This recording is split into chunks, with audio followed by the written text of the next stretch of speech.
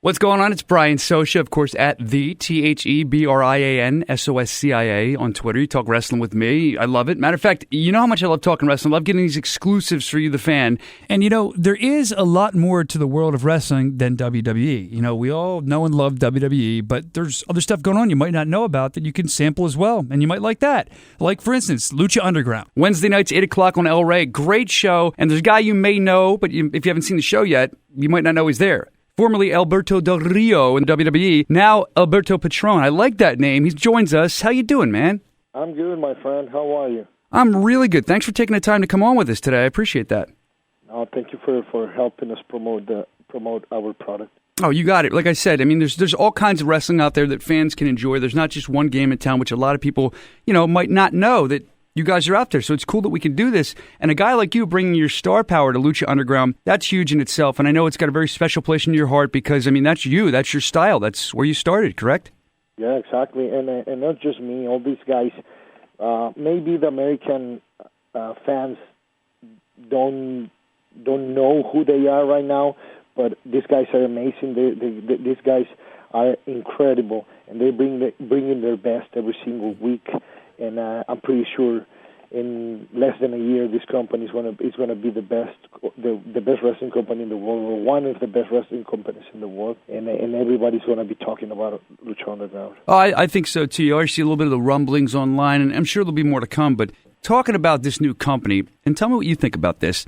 A lot of guys, when they get into the wrestling industry, the holy grail to them may be the WWE.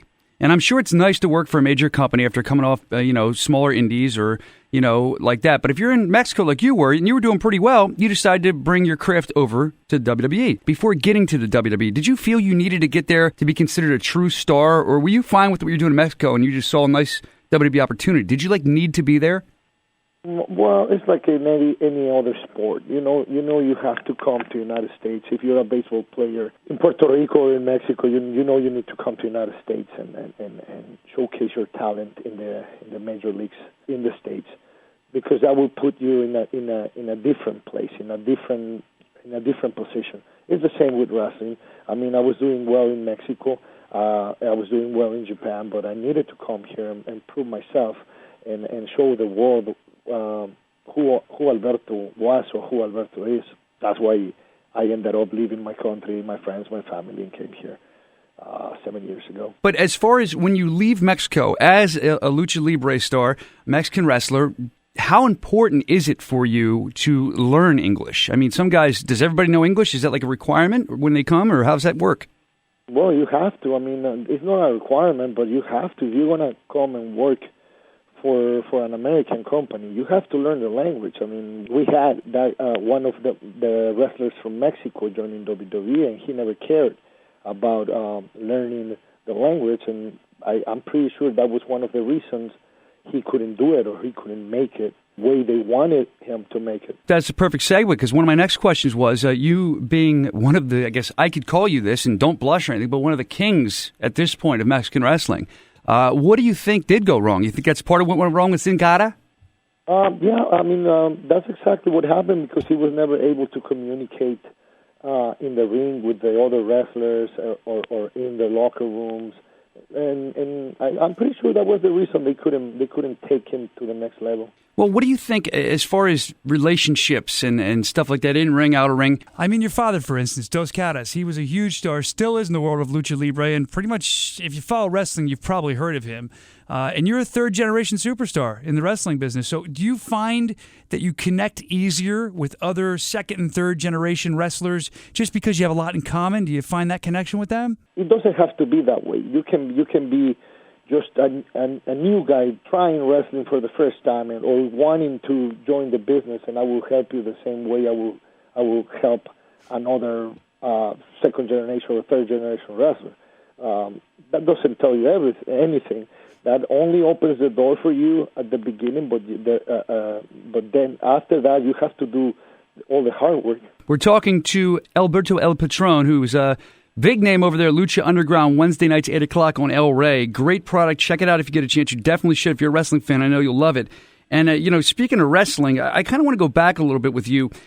I guess, did you go to college? Yes. All right, and what was your degree in? I'm an architect. Oh, really? So you had to be interested in that to pick that. I mean, how did you decide to pick that? I mean, aside from wrestling. I remember when I was in school, I dropped school after my first year because I wanted to be a wrestler. But my dad forced me, made me go back to school. He called all the promoters in Mexico and he asked them not to give me any work. They all respect my dad so much.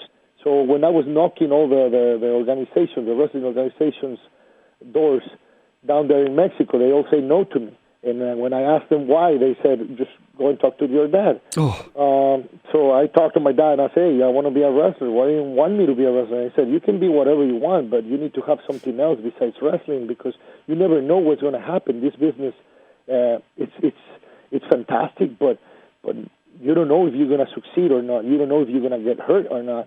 So I just want you to have something else besides wrestling. Of course, now that I'm an adult, that I'm a father, I totally understand why my dad did that, and I'm really grateful because of that. Would you ever want your children to get involved, or just let them follow their dreams, kind of like your dad said, just kind of make sure they're ready for what life throws at them, kind of thing? Yes, of course. I mean, whatever they want to do. I mean, this is a really difficult business. It's a beautiful business, but there's a lot of politics and dirty stuff that I don't want my son to be part of it. But at the end of the day, he's going to be whatever he wants to be or whatever he wants to do. Now, your father, you talk about Dos Caras. Is he still a major influence? I mean, as far as your career, when you do a match, is it like, oh, Dad's going to critique me, or does he say, hey, you're a professional? You do what works for you. I might not agree. Do you guys ever clash on styles or, things you may do in the ring? Does he give you feedback, negative, positive? Yeah, all the time. I mean, about everything. What I did well, what I did wrong, what can I change, what can I improve, how can I improve? Yeah, he's my best friend, and he's always helping me in all the aspects of my life, not just in my wrestling career, but also in my personal life. I mean, do you remember the first time you got to share the ring with your dad? That had to be really cool and emotional. Pretty neat, huh? It was amazing. That was my first wrestling match. It was in Japan, in Fukuoka. Mm-hmm. It was my dad and I against Azteca and I don't remember the other wrestlers, but it was my first match. I mean, I shared ring with my dad for my first professional match. Oh wow, that's even better. That's even cooler, man. Yeah. I think I read somewhere, and correct me if I'm wrong, that you were the first person in your family, maybe a fan told me this, to turn, to become what they call a rudos or a heel. Is this true? Yes. Did your father warn you against that? I mean, that's the dark side. Yeah, right. Go to the dark side. Did your father say, "Hey, man, we've got a legacy here," or did he just understand it's business? I mean, did he try to warn you against it? Were you not sure if you wanted to do it, or were you like, "Let's go"? No.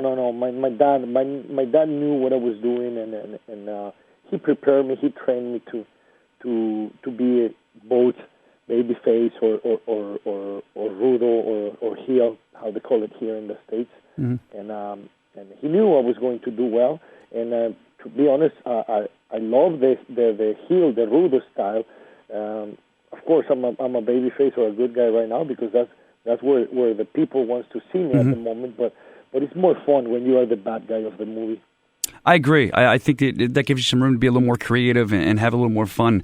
Being a wrestler that's been around for a while now, you wrestled originally in a mask, and then you came to WWE, no mask, and I don't know why you hide that beautiful face, man. The ladies seem to love you, but you did.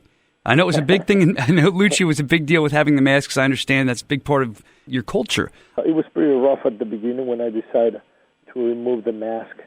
A lot of people wasn't happy because, the legacy, what the mask represents in Mexican Lucha Libre, but then I proved them wrong. I proved that I was going to be somebody, that I came to United States to succeed, and I did it. And it was pretty fast.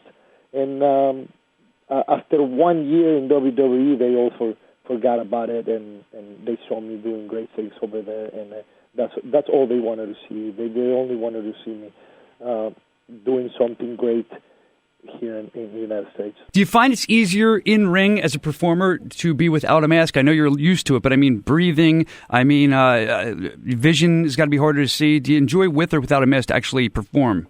Yeah, it's more comfortable without it. I mean, facial expressions. You can breathe better. You can see better. It's just I feel more comfortable working without it than with it. I would think it's probably harder to work with it on because as far as you can't really show facial expressions as if you're in pain. I mean, you have to really show with your body you're in pain. Is that exactly. That's the whole idea of when for somebody not using the mask. We have few guys out there that can really sell or show you their emotions even with the mask. Rey Mysterio is one of them. He's the master. He's the master of that. He can show you what he's feeling or what he's doing, even with the mask on. That being said, I mean, Ray, I guess, was the last guy to really be a top guy in America. I mean, top guy with a mask on.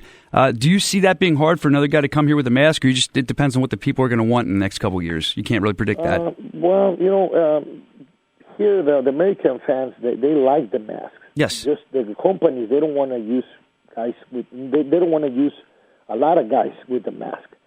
Why? I don't know. Maybe it's a cultural thing. It's different in Mexico. In Mexico is the most important aspect in wrestling. But, I can tell you this for sure. I know there's never going to be another Rey. Rey Mysterio is irreplaceable. And I know they're going to have more masked luchadores or wrestlers in other companies or like we have in Lucha Underground, but nobody's going to be like Rey. Well, you never know. Maybe Rey could show up one day. You never know where he's going to show up, and I think that any company Rey's part of will be an asset to. I also don't understand why they wouldn't want guys in masks. I'd want my whole roster in masks. You know how much money you can make selling masks and merchandise? Let's just think about it like that. Come on, man. I think the whole idea is that they want you to sell your emotions or what you feel in the ring in that precise moment, and without the mask, it's easier to do it. One more question before I let you go here. It relates to your Alberto Del Rio character, which I think you were just wonderful. That act, wow, you did a great job with it, and it was a pleasure to watch you. But you had the personal ring announcer, and you drove into the car. So as far as having a personal ring announcer, was that your idea? I mean, or was that something they came up with? Because he was a very important part of your act, I thought. No, that was Vince, and in fact, it was just going to be for one night, but he did it so well that they decided to keep him, and I'm glad they did because he's a great guy. He's a guy with a lot of talent, and we shared good moments. Oh yeah, when we were together in the other company. You talk about facial expressions. I think he's pretty good at doing that as well. Yeah. Now, when you drove those cars in. And that hasn't happened for a while, but when you did it, are you a car guy? Do you like cars? Did that even matter to you, driving all these nice cars? I'd be nervous. I'd smash into the crowd or something. I'm a klutz. No, I'm a big fan of cars. I have pretty cool cars on my own. Did you ever drive one of your own? I know they were your cars, but did you ever drive one of your, I guess, favorite cars, the ones you own out in the arena, or was it always the ones that... No, never. I asked them, but they never... They never said yes. I don't know why. They were always Who knows? Anyway, listen, Alberto El Patron, I'm so happy you came on. I wish you guys in the new promotion, Lucha Underground, a lot of luck. Wednesday, 8 o'clock on El Rey. I've watched it. I like it. I think it's very interesting what you guys are doing. Before I let you go, can you tell me or tell the fans as well, what separates you guys, I would guess, from a WWE and or from Lucha? I feel like you guys are almost a hybrid of this. You're in the middle.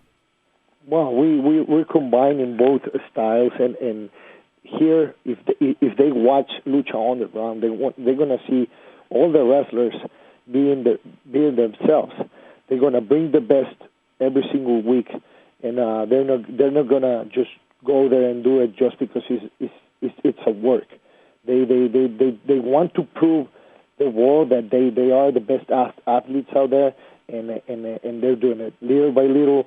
We're gaining more fans every week. We get more fans, and we're all willing to give everything that we have to make this product fantastic. And it definitely shines through. Again, Lucha Underground, Wednesday nights, 8 o'clock on El Rey. Definitely check it out. Alberto El Patron, thank you for coming on, man. Listen, stay safe, and don't be doing that thing where you jump out of the ring and land on your back and miss the guy. That scares me. Every time you do it, you're going to kill yourself. Be safe, all right? Yeah, don't worry, buddy. I'm scratching that from the list. Well, be good, be safe, and I wish you nothing but luck, and hopefully we can visit again soon, all right? Thank you, buddy. Take care. All right, man. See you, bud.